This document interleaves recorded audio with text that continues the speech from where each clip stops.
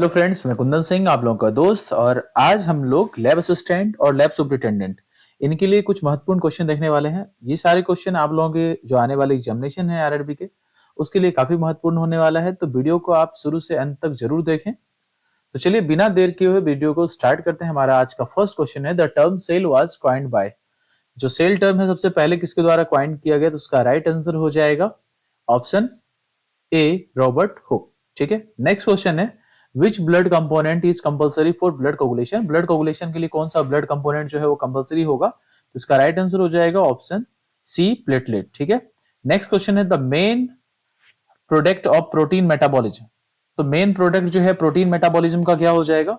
इसका right answer हो जाएगा ऑप्शन बी, यूरिया। ठीक है, चलिए क्वेश्चन नंबर 4 देख लेते हैं।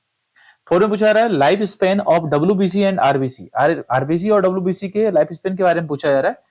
तो इसका राइट आंसर हो जाएगा ऑप्शन बी, 120 टू 12 डेज। ठीक है, तो यहाँ पे जो आपका 120 जो है ये आरबीसी के लिए है और 12 डेज जो है ये हमारा डब्ल्यूबीसी के लिए है। ठीक है, चलिए क्वेश्चन नंबर 5 देख लेते हैं। Which anticoagulant is found in the body. Body में कौन सा एंटीकोगुलेंट पाया जाता है? तो इसका राइट आंसर हो जाएगा ऑप्शन बी, हेपेरिन।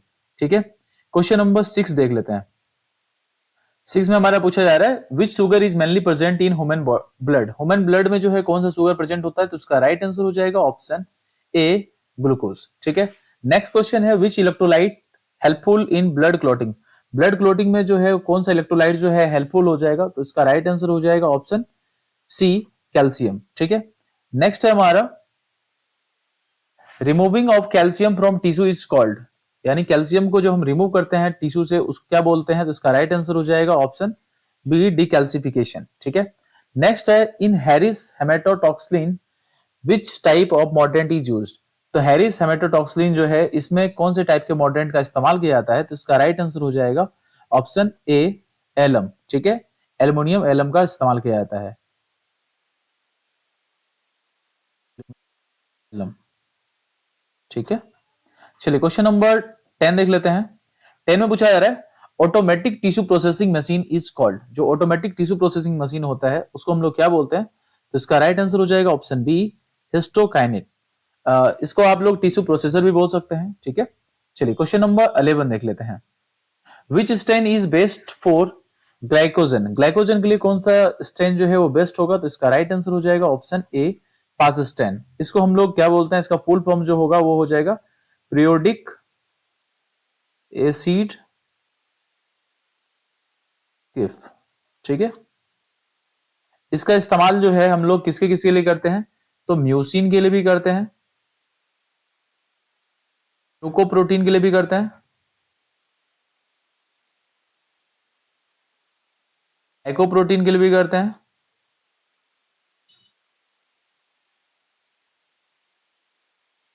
तो सबको स्टेन करने के लिए हम लोग पास स्टेन का इस्तेमाल करते हैं। चलिए नेक्स्ट क्वेश्चन है, the most commonly used embedding media. Most commonly used embedding media कौन सा हो जाएगा? तो इसका राइट आंसर हो जाएगा ऑप्शन ए, पैराफिन वैक्स। ठीक है, नेक्स्ट क्वेश्चन हमारा, alcohol is used in histopathology as a dehydration agent, choose correct order of dehydration. Correct order आपको डिहाइड्रेशन का पूछा जा रहा है। तो इसका राइट आंसर हो जाएगा ऑप्शन ए, 70%, फिर 80%, फिर 95% और फिर 100%। ठीक है, चलिए क्वेश्चन नंबर 14 देख लेते हैं। The size of red blood cell is measured by. जो साइज होता है रेड ब्लड सेल का उसको मेजर किया जाता है किस टर्म में? तो इसका राइट आंसर हो जाएगा ऑप्शन बी, एमसीवी। ठीक है, यानी एमसीवी हमारा क्या हो जाएगा? Mean corpuscular volume. ठीक है, question number 15, reticulocyte is specially stain by which stain. Reticulocyte जो होता है वो किस स्टेन के द्वारा स्टेन होता है? तो इसका राइट आंसर हो जाएगा option C, brilliant cresyl blue. ठीक है, चलिए क्वेश्चन नंबर 16 देख लेते हैं। Haemoglobin level are highest in. आपको पूछा जा रहा है, कुछ ऑप्शन दिए गए हैं, आपको पूछा जा रहा है जो हेमोग्लोबिन लेवल है वो हाईएस्ट होगा कब होगा? तो इसका राइट आंसर हो जाएगा ऑप्शन ए, मॉर्निंग। ठीक है, इसका क्या रीजन होगा कि मॉर्निंग में ऐसा क्यों होता है? तो होता ही ऐसा है कि आप यदि रात भर जब सोते हैं तो सोने के दौरान जो है हमारे बॉडी में जो वाटर का क्वांटिटी है वो थोड़ा सा डिक्रीज हो जाता है, जिस वजह से जो ब्लड है वो ज्यादा विस्कस हो जाता है और वहां पे हेमोग्लोबिन का जो लेवल है वो स्लाइटली हाइयर हो जाता है। चलिए क्वेश्चन नंबर 17 देख लेते हैं। Subcutaneous solid mass of blood at the site of venipuncture. एक सबक्यूटेनियस सॉलिड मास जो है ब्लड का वो तैयार हो जाता है जहां पे हम लोग वेनिपंचर करते हैं, उसको क्या बोलते हैं? तो इसका राइट आंसर हो जाएगा ऑप्शन बी, हेमाटोमा। ठीक है, हेमाटोमा में क्या होता है, जब आप कभी इम्प्रॉपर तरीके से वेनिपंचर करते हैं तो उस कंडीशन में जो है हेमाटोमा होने के चांसेस होते हैं। ठीक है, चलिए क्वेश्चन नंबर 18 नंबर क्वेश्चन में पूछा जा रहा है Schaffner's dot found in which Plasmodium infection. जो सफनर्स डॉट है वो पाए जाते हैं कौन से प्लाज्मोडियम इन्फेक्शन में? तो इसका right answer A, Plasmodium vivax, और कई जगह पे आपको ये भी दिखेगा। इसका आंसर ये दोनों है। ठीक है, ऑप्शन के अकॉर्डिंग यहाँ पे ऐसा दिया नहीं है, बहुत ऑप्शन नहीं दिया हुआ है, लेकिन ज्यादा यदि अप्रोप्रिएट पूछा जाए तो विवेक्स इसका हो जाएगा। ठीक है, लेकिन यदि आपको दोनों रहेगा तो आपको दोनों लेना है, प्लाज्मोडियम विवेक्स और प्लाज्मोडियम ओवल। अब यदि हम बात करें ये सॉफ्टनर्स डॉट के बारे में, ये कैसा होता है?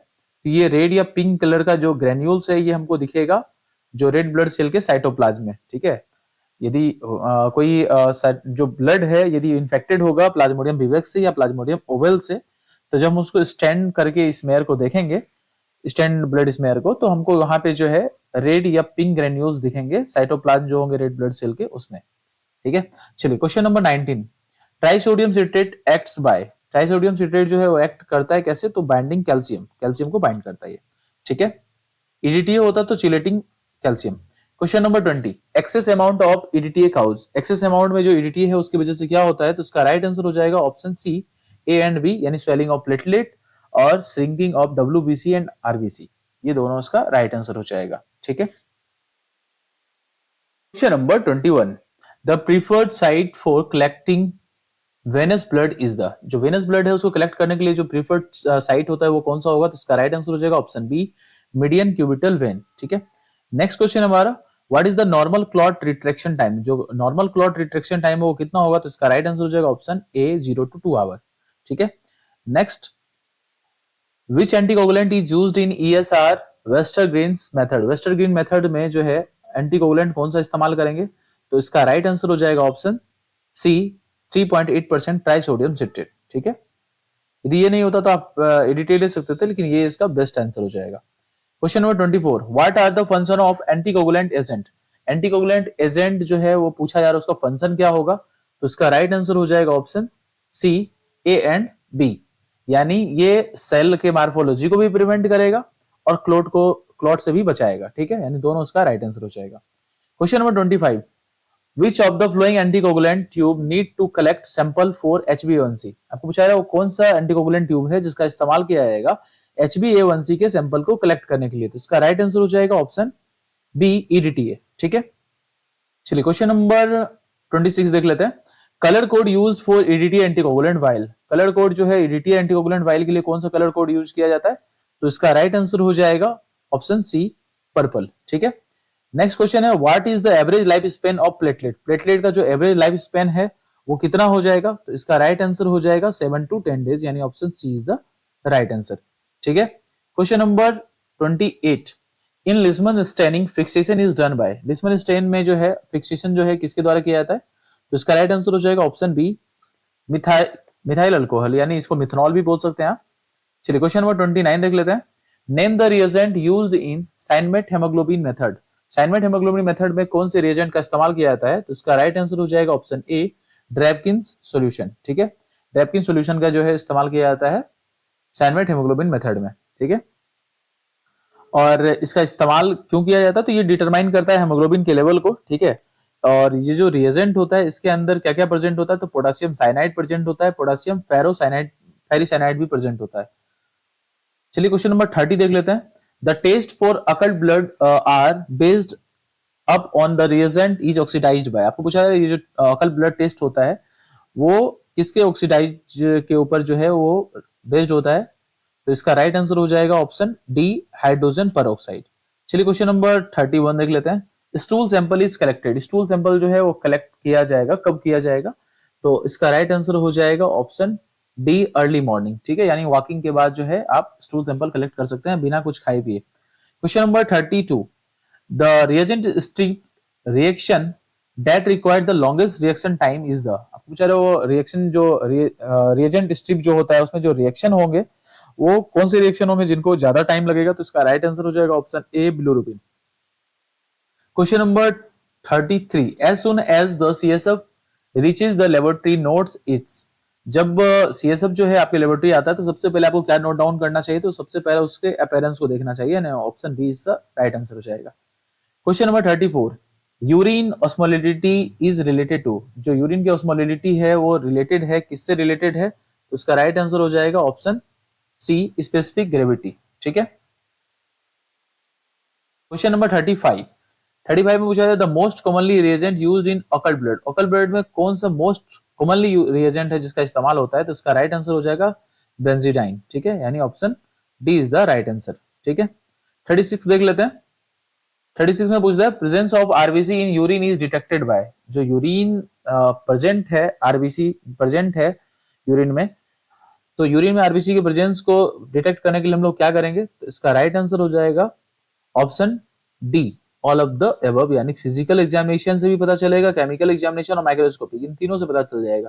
ठीक है, कि आरबीसी यूरिन में प्रेजेंट है। Question number 37, which of the flowing crystals may be found in acidic urine, acidic urine में कौन सा क्रिस्टल पाया जाएगा, इसका राइट आंसर हो जाएगा ऑप्शन बी कैल्शियम ऑक्सलेट। ठीक है। Question number 38, urine specimen becomes cloudy due to, जो यूरिन स्पेसिमेन है वो क्लाउडी होगा, वो किसकी वजह से क्लाउडी होगा, तो इसका राइट आंसर हो जाएगा ऑल ऑप्शन, यानी यदि बैक्टीरिया, आरबीसी और पस सेल्स यदि ये सब प्रेजेंट होंगे तो जो यूरिन स्पेसिमेन है वो क्लाउडी दिखेगा। Question number 39, protein in urine of myeloma patient is called dash protein, यानी कौन सा प्रोटीन है जो कि माइलोमा पेशेंट के यूरिन में प्रेजेंट होता है, तो इसका राइट आंसर हो जाएगा ऑप्शन सी वैन जॉन्स प्रोटीन। ठीक है। चलिए क्वेश्चन नंबर 40 देख लेते हैं। The principle of reagent strip test for bilirubin is the, यानी आपको पूछा रहा है वो प्रिंसिपल क्या होगा रिएजेंट स्ट्रिप का जो हम लोग टेस्ट करते हैं बिलिरुबिन का, तो इसका राइट आंसर हो जाएगा ऑप्शन ए डाइजो रिएक्शन। ठीक है। चलिए क्वेश्चन नंबर 41 देख लेते हैं। What is the normal range of reticulocyte, reticulocyte का जो नॉर्मल रेंज है वो क्या हो जाएगा, इसका राइट आंसर हो जाएगा ऑप्शन बी 0.2 से 2%। ठीक है। Question number 42, which among the following is a urine preservative, इसमें से जो दिए गए हैं इसमें से यूरिन प्रिजर्वेटिव पूछा जा रहा है कौन सा हो जाएगा, तो इसका राइट आंसर हो जाएगा ऑप्शन ए थाइमोल। ठीक है। जो थाइमोल होता है वो क्या करता है, तो थाइमोल जो है हमारा वो एक एंटी बैक्टीरियल एजेंट होता है। ठीक है, आपको याद रखना है ये क्या है हमारा एंटी बैक्टीरियल एजेंट। ठीक है, तो ये एंटीबैक्टीरियल एजेंट होने की वजह से क्या करेगा, जो माइक्रो ऑर्गेनिज्म है उनके ग्रोथ को ये प्रिवेंट करेगा। ठीक है।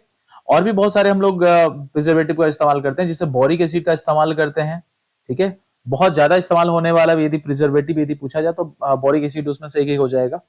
हाइड्रोक्लोरिक एसिड का भी इस्तेमाल किया जाता है, वो पीएच को एडजस्ट करके रखता है, स्टेबिलिटी जो होंगे एनालाइट के उसको भी ये बनाए रखेगा। टॉलिन का इस्तेमाल किया जाता है, acetic acid, formaldehyde, sodium carbonate, इन सब का भी इस्तेमाल किया जाता है एज अ प्रिजर्वेटिव। चलिए क्वेश्चन नंबर 43 देख लेते हैं। The normal specific gravity of urine, normal specific gravity यदि पूछा जा रहा है यूरिन का तो क्या हो जाएगा, तो इसका राइट आंसर हो जाएगा ऑप्शन सी 1.005 टू 1.030। ठीक है। चलिए क्वेश्चन नंबर 44 देख लेते हैं। Which of the following is an abnormal crystal described as a hexagonal plate, आपको पूछा रहा है एबनॉर्मल क्रिस्टल जो है इसे जो दिए गए हैं इसमें से कौन सा एबनॉर्मल क्रिस्टल है जो कि हेक्सागोनल प्लेट होगा, तो इसका राइट आंसर हो जाएगा ऑप्शन ए सिस्टीन। ठीक है। चलिए क्वेश्चन नंबर 45 देख लेते हैं। A person having blood group A B positive, यदि कोई पर्सन है उसके blood group A B positive है तो वो क्या हो जाएगा, तो इसका राइट आंसर हो जाएगा ऑप्शन डी यूनिवर्सल रेसिपिएंट, ये किसी भी ब्लड ले सकता है। ठीक है। चलिए क्वेश्चन नंबर 46 देख लेते हैं। तो optimum storage temperature of platelet is, जो प्लेटलेट के लिए ऑप्टिमम स्टोरेज टेम्परेचर कितना होना चाहिए, तो इसका राइट आंसर हो जाएगा ऑप्शन डी 22 डिग्री सेल्सियस। ठीक है। चलिए question number 47, to check compatibility reaction patient serum and donor cell is used in which type of cross match, तो यहाँ पे पेशेंट का सीरम इस्तेमाल किया जा रहा है और डोनर के सेल इस्तेमाल किए जा रहे हैं, तो ये किसमें किस टाइप के क्रॉस मैच में, इसका राइट आंसर हो जाएगा option A major cross match. ठीक है।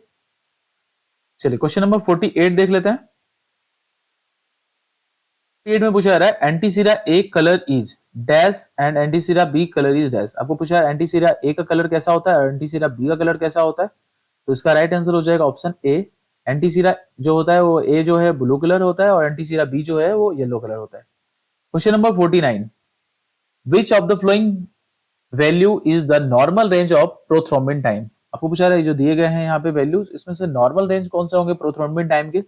तो इसका राइट आंसर हो जाएगा ऑप्शन सी 11 to 13 सेकेंड। ठीक है, चलिए क्वेश्चन नंबर 50, ये हमारा आज का आखिरी question. The ideal temperature during transportation of blood after collecting blood from donor. आपको पूछा है जो आइडियल टेम्परेचर है ट्रांसपोर्टेशन के लिए ब्लड को कलेक्ट करने के बाद डोनर से, तो वो कितना होगा। तो इसका राइट आंसर हो जाएगा 2 to 6 डिग्री सेल्सियस, यानी option A is the right answer. ठीक है, आज के लिए बस इतना ही।